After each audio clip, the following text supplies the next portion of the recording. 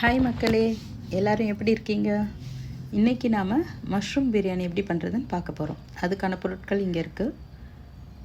First எல்லா மசாலா பொருட்களையும் ஒரு பேனில் எண்ணெயில் பொரிச்சிட்டு கட் பண்ணி வச்சுருக்கிற வெங்காயம், பச்சை மிளகாய் எல்லாத்தையும் போட்டு நல்லா வதக்கணும். வெங்காயம் கொஞ்சம் நல்லாவே வதக்கணும். கொஞ்சம் உப்பு போட்டு வதக்குனிங்கன்னா கொஞ்சம் சீக்கிரமாக வதங்கும். ஓரளவுக்கு இந்த கோல்டன் ப்ரௌன் வர்ற வரைக்கும் நம்ம வதக்கணும்.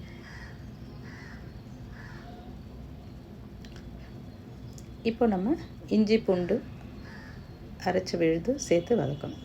இது ஃப்ரெஷ்ஷாக இருந்தால் ரொம்ப நல்லாயிருக்கும்.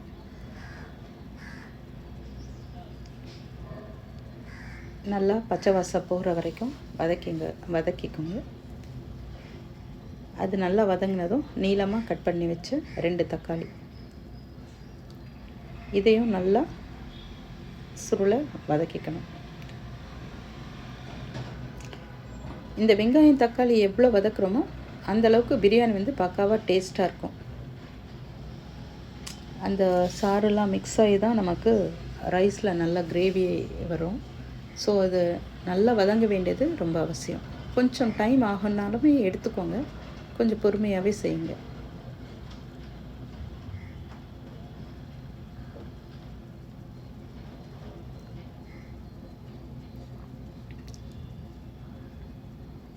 இது இப்போ நல்லா வதங்கிடுச்சு.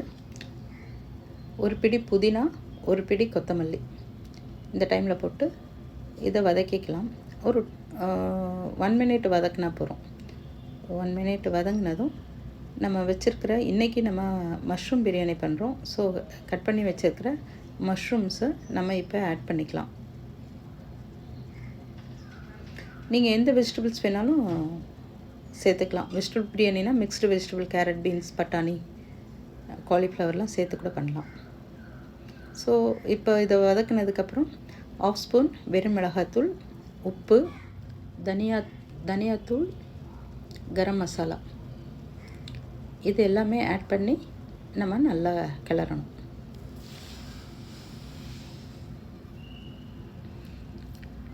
இதுவும் ஒரு 1 மினிட்டுக்கு வதக்கினா போகிறோம். அதுக்கப்புறம் 1 கப் தயிர் விட்டு நல்லா மிக்ஸ் பண்ணணும். தயிர் விட்டு ஒரு 1 மினிட் மிக்ஸ் பண்ணால் போகிறோம். ஸோ தேவையான தண்ணி, இப்போ 1 கப்பு பாஸ்மதி ரைஸ்னால் நான் 1.5 கப் தண்ணி விடுவேன். ஸோ ரைஸை பொறுத்து தான்.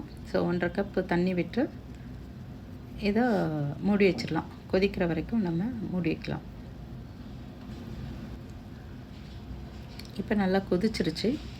ஸோ ஆல்ரெடி கழுவி ஒரு 1/2 மணி நேரம் ஊற வச்ச அரிசியை இதில் ஆட் பண்ணுறோம். ரைஸ் ஒரு 1/2 அன் ஹவர் ஊற வச்சு அதுக்கப்புறம் தண்ணியை இருத்து வச்சிடணும். அப்போ தான் ரைஸ் இந்த மாதிரி நீளமாக வரும். ரைஸ் போட்டப்புறம் நான் மீடியம் ஃப்ளேமில் கரெக்டாக 12 மினிட்ஸ் தான்.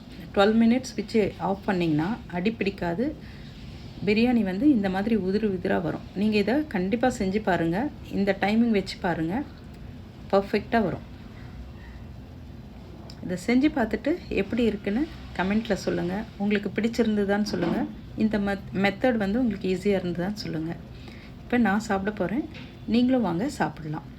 நன்றி, பாய்.